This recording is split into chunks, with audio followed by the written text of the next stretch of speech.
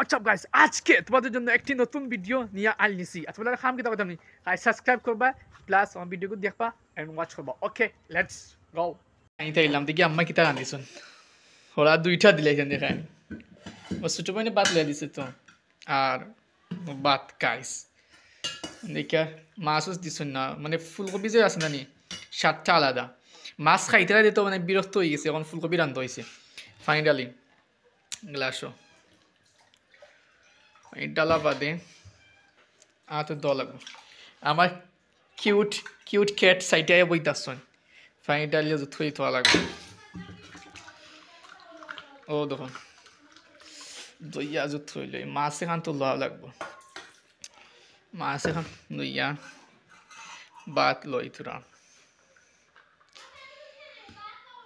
ভাত লইমু প্লাস তরকারি। মাছ একটা ছোট বইনে লেয়া দিছে তো, প্লাস জানি না দেখো কিতা আছে। মাছ একটু পাইছি, ও তো মাছ ওখান তোরে জিও করলিম দেখি মজা নেই খাইয়া। তারপর দেখি গাইস